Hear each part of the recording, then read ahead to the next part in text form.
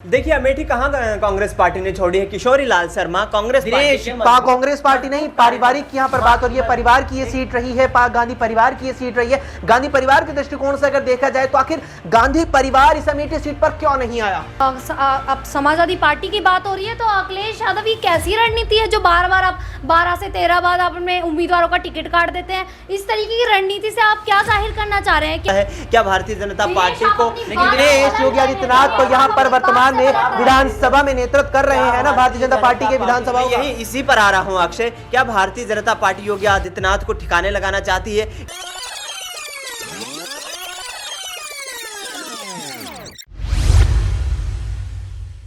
दुनिया का सबसे बड़ा लोकतांत्रिक देश और इस देश के महापर्व या कहें लोकतंत्र के महापर्व का समापन हो चुका है, यानी कि आम चुनाव। देश की 18वीं लोकसभा के लिए हुए 543 लोकसभा सीटों पर आम चुनाव या कहें मतदान अब थम चुका है। 1 जून यानी बीती 1 जून को यहां 7वें चरण का मतदान पूरा हुआ, जहां बाकी बचे 8 राज्यों की 57 सीटों पर वोटिंग हुई। ऐसे में जब आम चुनावों की बात आती है, कहा जाता है, पुरानी कहावत एक जहन में आती है कि दिल्ली का रास्ता लखनऊ से होकर गुजरता है, यानी कि दिल्ली में अगर केंद्र की सत्ता पर विराजमान होना है तो यूपी में पहुंचना होगा। लखनऊ वाले इस उत्तर प्रदेश को पहले फतह करना होगा, क्योंकि देश भर की 543 लोकसभा सीटों में सबसे ज्यादा 80 सीटें उत्तर प्रदेश में आती है। और इसी उत्तर प्रदेश में भारतीय जनता पार्टी ने 71 सीटें 2014 में मोदी लहर के चलते जीती थी और एनडीए गठबंधन 73 सीटें जीतने में कामयाब रहा था। जबकि विपक्ष की तरफ देखा जाए तो यहां पर कांग्रेस 2 और सपा 5 पर सिमट गए, जबकि बसपा का खाता भी नहीं खुला था। और 2019 में भी कुछ ज्यादा फेरबदल नहीं हुआ, लेकिन भारतीय जनता पार्टी की सीटें घटी थी। 71 से 62 पर भाजपा आई, 74 पर एनडीए जो थी वो यहां पर सिमट गई थी महज 64 पर। ऐसे में अब जो एग्जिट पोल एसपीएन 9 न्यूज का निकलकर सामने आया है उसमें भारतीय जनता पार्टी को एक और बड़ा झटका लग रहा है। बीजेपी जहां 64 सीटें 2019 में उत्तर प्रदेश में जीती थी, वो अब की बार 40 से 45 सीटों पर ही समेटती नजर आ रही है। इस बीच अब चर्चा करेंगे उत्तर प्रदेश के इस महासंग्राम पर। एग्जिट पोल निकलकर सामने आया, अपनी स्क्रीन पर इस वक्त आप देख सकते हैं कि जितनी सीटें उत्तर प्रदेश में बीजेपी को मिल रही हैं वो इस वक्त आपकी स्क्रीन पर। ऐसे में चर्चा करेंगे, हमारे साथ हमारे सहयोगी दिनेश एक और है, दूसरी ओर शालिनी है। शालिनी से शुरुआत करते हैं। शालिनी, आखिर क्या यहां पर कारण रहा है जहां 74 सीटें एनडीए जीतने में कामयाब रहा 2014 में और वो घटकर 64 2019 में हुई, और फिर अब देखा जाए तो 40 से 45 पर भाजपा गठबंधन सिमट रहा है, क्या कारण लगता है? देखिए अक्षय, बिल्कुल ये कहा जा सकता है कि बीजेपी ने पहले 2014 में ज़्यादा सीटें हासिल की, उसके बाद कम पर आ गई, लेकिन ये बिल्कुल नहीं कहा जा सकता कि अगर 2019 में वो कम पर आई है तो वो दोबारा ऊपर नहीं बढ़ सकती।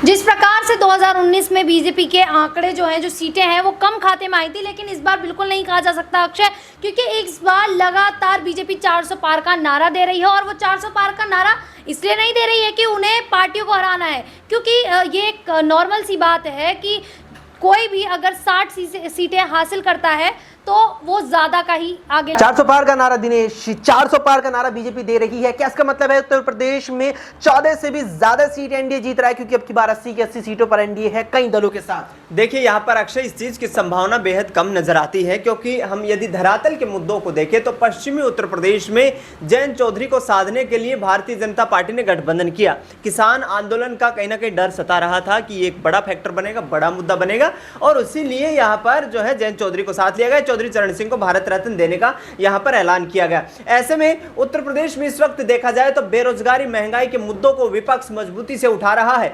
समाजवादी पार्टी जो कि 5 सीटों पर जीत दर्ज करके आई थी 2019 के लोकसभा चुनाव में, यही परिस्थितियां उनके लिए 2014 के लोकसभा चुनाव में थी, लेकिन कांग्रेस पार्टी का समर्थन मिलने से जो वोट बैंक एकजुट हुआ है उत्तर प्रदेश में, कहा जा रहा है कि 2 लड़के इस बार परिवर्तन करने जा रहे हैं। राहुल गांधी, अखिलेश यादव लगातार भारतीय जनता पार्टी पर निशाना साधते नजर आ रहे हैं। प्रधानमंत्री नरेंद्र मोदी से सिर्फ यहां पर धर्म और संप्रदाय की राजनीति करने का एक प्रोधा बताया जा रहा है। तो ऐसे में जी बोलना चाहूंगी, कांग्रेस का अगर सपोर्ट समाजवादी पार्टी ले भी रही है तो कांग्रेस ने कौन से झंडे गाड़ दिए?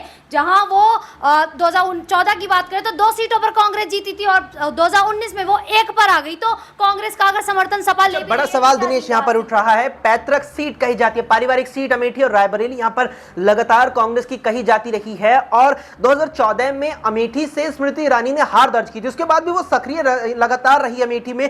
परिणाम रहा 2019 में राहुल गांधी को हरा करके यहां से जीतकर सांसद यहीं से कहलाई।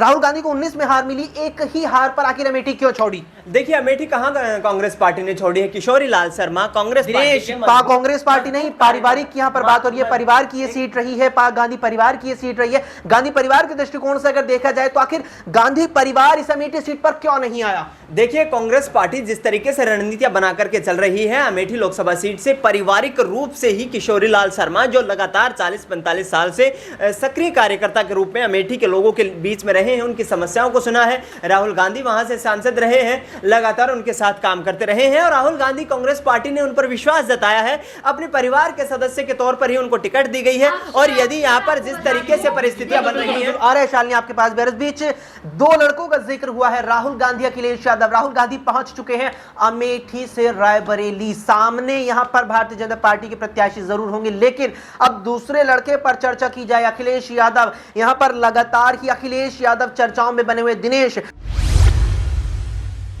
2019 में यहां पर अखिलेश यादव ने आजमगढ़ से लोकसभा चुनाव लड़ा, उसके बाद 2022 में विधानसभा चुनाव लड़ा तो लोकसभा की सदस्यता से इस्तीफा दिया। अब फिर से कन्नौज से चुनावी मैदान में उतरे लोकसभा के, अगर यहां जीत जाते हैं तो विधानसभा से इस्तीफा दे देंगे। अखिलेश यादव असमंजस में क्यों दिख रहे हैं? देखिए पार्टी की रणनीतियां होती है अक्षय। अखिलेश यादव समाजवादी पार्टी के नेता हैं, प्रमुख हैं, इस वक्त राष्ट्रीय अध्यक्ष पद पर हैं और उनकी जिम्मेदारी है कि तमाम रणनीतियों को तैयार करना। विधानसभा चुनाव का वक्त आया, उत्तर प्रदेश में समाजवादी पार्टी डोमिनेंट पोजीशन में थी।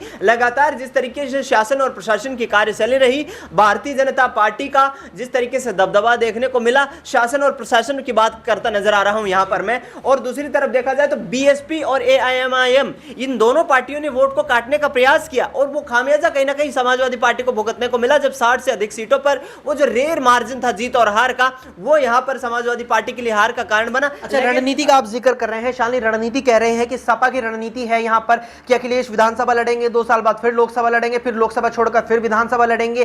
क्या इस रणनीति का मतलब यह निकाला जाए कि सपा के पास मजबूत चेहरा नहीं है अखिलेश यादव के अलावा, कि हर चुनाव में अखिलेश यादव हर सीट से उतरेंगे यहां पर? बिल्कुल। अब समाजवादी पार्टी की बात हो रही है तो अखिलेश यादव की कैसी रणनीति है जो बार बार आप 12 से 13 बाद आप अपने उम्मीदवारों का टिकट काट देते हैं? इस तरीके की रणनीति से आप क्या जाहिर करना चाह रहे हैं कि आपकी पार्टी कमजोर है, आपकी पार्टी में कोई बड़ा चेहरा नहीं है? दिनेश, देखिए अखिलेश यादव बार बार कन्नौज की सीट पर लड़ रहे हैं, कभी विधानसभा सीट पर लड़ रहे हैं, तो ऐसे में समाजवादी पार्टी में और कोई बड़ा चेहरा बसता भी नहीं है। देखिए यहाँ पर जी बिल्कुल इशारे हैं यहाँ पर।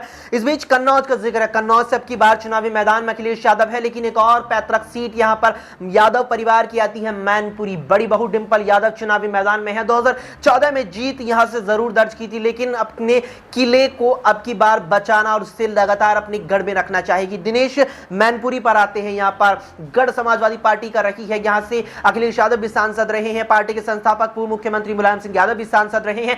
क्या डिंपल यादव एक बार फिर मैनपुर से संसद पहुंचेगी? देखिए मुझे नहीं लगता है अक्षय कि मैनपुरी से सेफ सीट समाजवादी पार्टी के लिए कोई हो सकती है, क्योंकि जब से ये सीट अस्तित्व में आई है उस वक्त से यहाँ पर मुलायम सिंह यादव ने अपनी पकड़ बनाकर रखी है। धर्मेंद्र यादव, तेज प्रताप यादव, डिंपल यादव जैसे तमाम यहाँ पर यादव परिवार के सदस्यों ने अपना राजनीति का डेब्यू यहाँ से किया है और मुझे ऐसा लगता है कि डिंपल यादव बिना किसी संकोच के यहाँ से जीत दर्ज करती हुई नजर आ रही है। डिंपल यादव जीत दर्ज करेगी। अब यहाँ पर प्रमुख सीटें जो है विपक्ष के नेताओं की, उन पर चर्चा हुई है, तो कैसे काशी की चर्चा ना हो। प्रधानमंत्री नरेंद्र मोदी तीसरी मर्तबा प्रधानमंत्री बनने के लिए यहाँ काशी आए हैं और काशी की बात है तो शालिनी 2 बार चुनाव जीता, अब की बार अजय राय यहाँ पर सपा और कांग्रेस के समर्थन से है, जबकि यहाँ पर बीता चुनाव देखा जाए 2019 में तो अजय राय लगभग 2 लाख वोट केवल कांग्रेस के नेता होने के नाते प्राप्त करने में कामयाब रहे थे काशी की लोकसभा सीट से। अब की बार सपा का भी साथ है, तो क्या अजय राय तो यहाँ अगर इस लिहाज से देखा जाए तो प्रधानमंत्री को भी कुछ हद तक चुनौती देते नजर आ रहा है? कितना दम लगता है?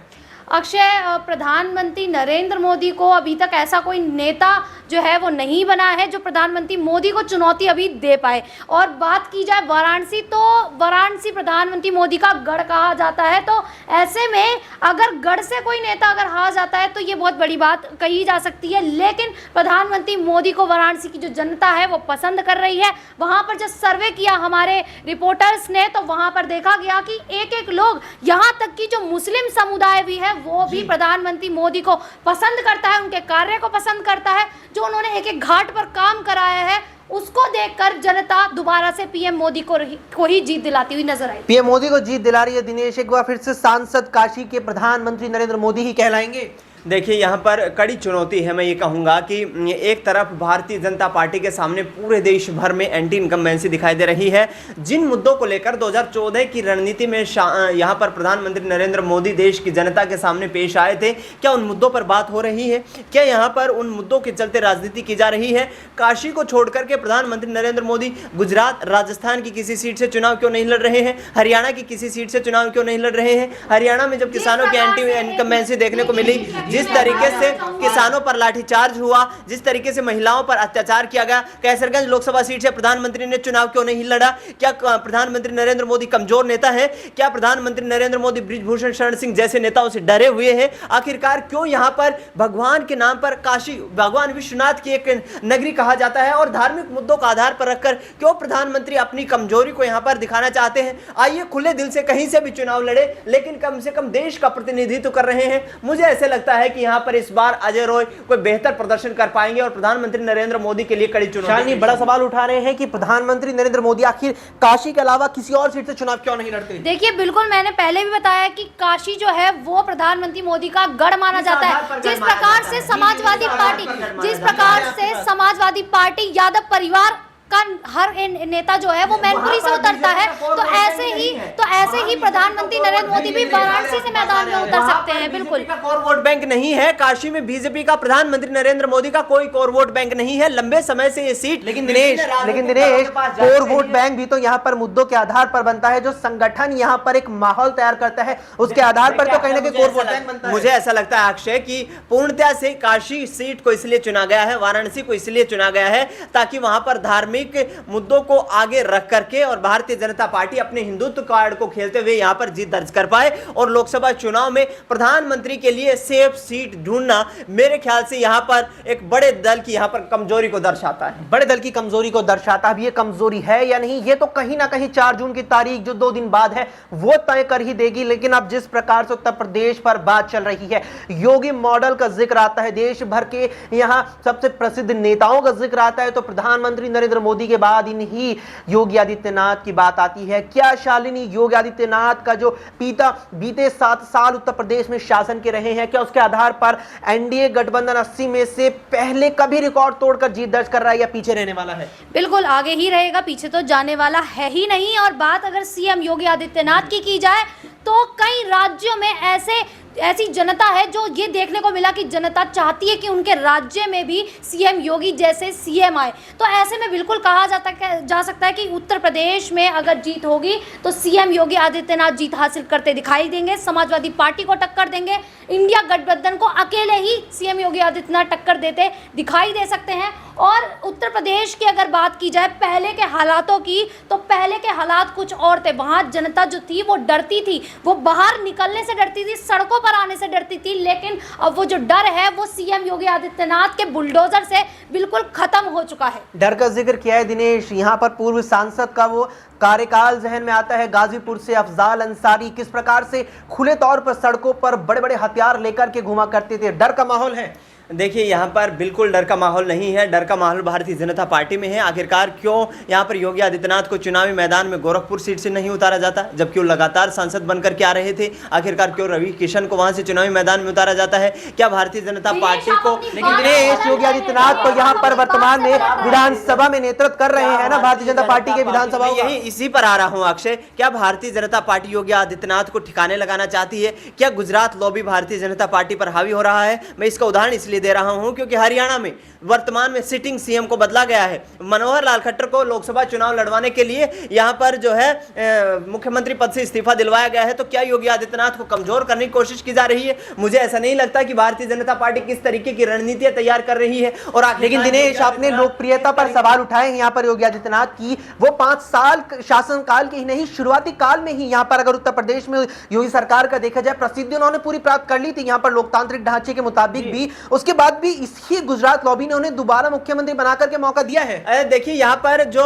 राजनीतिक कार्ड खेला गया है, जिस तरीके से एक चेहरे को आगे ला करके यहाँ पर प्रदर्शित किया गया है, उस फैक्टर ने यहाँ पर ज्यादा काम किया है। मुझे ऐसा लगता है गुजरात लॉबी यदि किसी अन्य चेहरे को यहाँ पर आगे बढ़ाती तो जाहिर तौर पर बीजेपी के लिए झटका लग सकता था और उत्तर प्रदेश की राजनीति को साधना भारतीय जनता पार्टी के लिए। अच्छा, झटके का आप यहाँ पर जिक्र कर रहे हैं, किसान आंदोलन का आपने यहाँ पर जिक्र किया। पश्चिम से हवा बहती है, यूपी की राजनीति की पूर्वांचल की ओर चली जाती है और पश्चिम उत्तर प्रदेश का भी जिक्र आया। यहाँ पर सबसे ज्यादा किसान आंदोलन का असर भी वहां देखने को मिला था। दिनेश, दिसंबर की वो 9 तारीख मुझे जहन में आती है 2021 की, जब खुद प्रधानमंत्री नरेंद्र मोदी ने तीनों कृषि कानूनों को वापस लेने का ऐलान किया था। कारण था मुख्य रूप से उत्तर प्रदेश के विधानसभा चुनाव और पश्चिम यूपी का आपने जिक्र किया। 126 विधानसभा सीटें पश्चिमी यूपी में आती है और वहां पर आधे से ज्यादा सीटें भाजपा जीतने में कामयाब रही थी सपा रालोद के गठबंधन के बावजूद। और साथ में जो एंटी इनकम्बेंसी थी, इसके अलावा आपने यहाँ पर जिक्र किया मजबूती का, सपा रालोद का गठबंधन था और पश्चिम उत्तर प्रदेश के जिन सीटों पर यहां सपा रालोद का गठबंधन जीता उसमें से ज्यादातर सीटों पर जो वोट बैंक था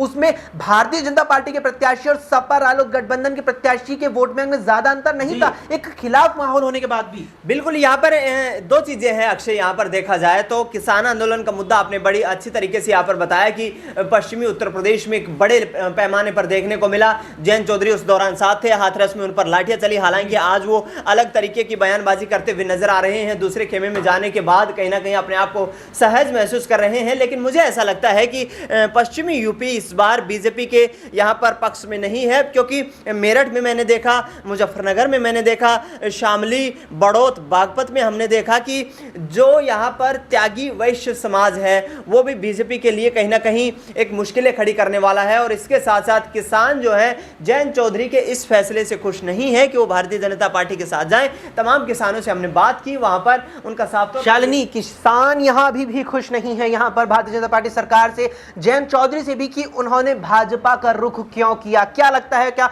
आप यहां पर, क्या भारतीय जनता पार्टी इस पश्चिम को साथ पाएगी, क्योंकि हवा यहीं से चलती है पूर्वांचल की ओर? बिल्कुल, भारतीय जनता पार्टी पश्चिम को पूरे उत्तर को साथ सकती है, क्योंकि भारतीय जनता पार्टी इस बार अपनी जीत के लिए कड़ी मेहनत करती दिखाई दे रही है। अगर की जाए तो कई सीटों पर सभी नेता मैदान में उतरे। अगर कांग्रेस की बात की जाए, मेहनत की गई एक बार बताएंगे? देखिए दिनेश, अगर हम 10 सालों की बात ले या सीएम योगी आदित्यनाथ की 7 सालों की अगर बात ली जाए तो उत्तर प्रदेश पूरा बदल चुका है। जो हालात पहले उत्तर प्रदेश के थे वो हालात अब नहीं है। सड़कों की अगर बात की जाए तो जो देखिए, नहीं जलाया गया क्या हाथरस में, क्या रामपुर में किसी दलित छात्र की हत्या नहीं की गई? लेकिन दिनेश, ये तो वही बात हुई ना कि अगर यहाँ पर जी आ रहे हैं, आपके पास आ रहे हैं, लेकिन दिनेश ये तो वही बात हुई ना कि बीजेपी शासित राज्य में अगर यहाँ पर दलितों को लेकर किस तरह का मामला आता है तो दलित यहाँ पर शब्द का इस्तेमाल करके उसे ज्यादा उठाने की कोशिश करती है, क्योंकि अपराध की यहाँ पर कोई सीमा नहीं होती और ना ही अपराध का यहाँ कोई चेहरा होता है। किसी को देख करके, किसी की जाति, किसी को धर्म देख करके अपराध नहीं किया जाता। एक चोर जब चोरी करता है दिनेश यहाँ पर, तो वो केवल ये देखता है कि मैं चुरा क्या सकता हूं, वो ये नहीं देखता कि मैं दलित के यहाँ चोरी ही करूंगा या मैं स्वर्ण के यहाँ चोरी क्यों नहीं करूंगा। खुशी में पीटा जा रहा है लगातार। उत्तर प्रदेश एनसीआरबी के आंकड़ों को देखेंगे तो लगातार अपराध की जो श्रेणी है उसका स्तर बढ़ता जा रहा है। हमने पिछले वक्त में देखा कि एक यहाँ पर नोएडा में जिस तरीके से एक छात्र जो स्टॉल पर काम कर रहा था उसको उठा लिया जाता है। 4 दिन तक उत्तर प्रदेश में योगी आदित्यनाथ की पुलिस उस छात्र का पता नहीं लगा पाती है। 15 वर्षीय वो बच्चा जिसकी मां गुजर जाती है, जो अपने पिता के साथ एक चाय की दुकान पर काम करता है, उसको वहां से उठा लिया जाता है। उसके पिता रोते बिलखते हुए थाने में जाते हैं और अपने बेटे की वहां पर शिकायत दर्ज करवाते हैं। पुलिस अधिकारी ये कहते हैं, सवाल अभी भी है, कानून व्यवस्था पर सवाल उठ रहे हैं। देखिए अक्षय, बात की जाए कानून व्यवस्था की तो पहले भी अपराध हुए, उन अपराधों को छुपा दिया गया, उन अपराधों को छुपा दिया गया, अपराध सामने नहीं आए। लेकिन अब सीएम योगी आदित्यनाथ में जो अपराध, अगर उनकी सरकार में अपराध हो भी रहे हैं तो वो जनता के सामने आ रहे हैं। पहले अपराधों को छुपा दिया जाता था, सामने ही नहीं आने दिया जाता था। देखिए अक्षय, मैं ये कहना चाहूंगा अंत में कि योगी आदित्यनाथ की छवि को उस तरीके से बनाया गया है कि एक परिवार की नई नवेली जो बहू आती है वो काम करने से ज्यादा चूड़ियां खनकाती है, और उन चूड़ियों के खनकने की आवाज आने से ये लगता है कि बहू बहुत ज्यादा काम कर रही है। तो योगी आदित्यनाथ की छवि को बड़ी बात कह रहे हैं आप। बिल्कुल, योगी आदित्यनाथ की छवि को इसी तरीके से पेश किया जा रहा है। लेकिन ऐसा है नहीं कि धरातल के मुद्दे गायब हैं। धरातल पर किसानों के मुद्दे हैं, यहाँ पर बेरोजगारी के मुद्दे हैं, महिला सुरक्षा के मुद्दे हैं, आम आदमी प्रति व्यक्ति आय में, प्रति व्यक्ति निवेश में यहाँ पर जो है उत्तर प्रदेश लगातार पिछड़ता हुआ नजर आ रहा है। जिस तरीके का माहौल यहाँ पर तैयार किया जा रहा है वो कहीं ना कहीं चिंताजनक विषय है। और मुझे ऐसा लगता है कि बीजेपी का इस बार ज्यादा नहीं तो अक्षय कम से कम 20 सीटों का नुकसान उत्तर प्रदेश में 20 सीटों का नुकसान बिल्कुल नहीं होगा अक्षय, ये मैं साफ दाव लगा के बिल्कुल कह रही हूं कि नहीं होने वाला। बीजेपी इस बार कहीं ना कहीं 80 की 80 सीटें जीत हासिल करती दिखाई देगी, क्योंकि इन्होंने भी किसान के मुद्दे को उठाया। तो किसानों की अगर बात की जाए तो उत्तर प्रदेश में जहां पहले किसानी होती थी, लोग खुद जाकर हाथों से गेहूं काटते थे, धान काटते थे, लेकिन अब मशीनें आ गई हैं। लोगों को इतनी धूप में, जितनी गर्मी अभी पड़ रही है, इतनी कड़ी धूप में लोग मशीनों का प्रयोग कर रहे हैं। बिल्कुल यहाँ पर बड़ी बात आ रही है। अब यहाँ पर अपने अपने दावे हैं, लेकिन SPN 9 न्यूज ने जिस प्रकार से जमीन पर उतरी, बातचीत की यहाँ पर जनता से और सीधे तौर पर जाना कि क्या रुझान है। अब रुझान तो यहाँ बीजेपी का इतना समर्थन नहीं कर रहा है, नुकसान उत्तर प्रदेश में एनडीए को हो रहा है। अब जनता ने मतदान करते हुए अपने मत में क्या मत रख के मतदान किया, ये 2 दिन बाद 4 जून को आखिर पता चल ही जाएगा। फिलहाल के लिए इस पेशकश में इतना ही। दिनेश, आपका शुक्रिया हमें समय देने के लिए। शालिनी, आपका भी बहुत शुक्रिया यहाँ पर समय देने के लिए, और आप तमाम दर्शकों का भी शुक्रिया इस खास पेशकश में हमारे साथ इसी प्रकार बने रहने के लिए।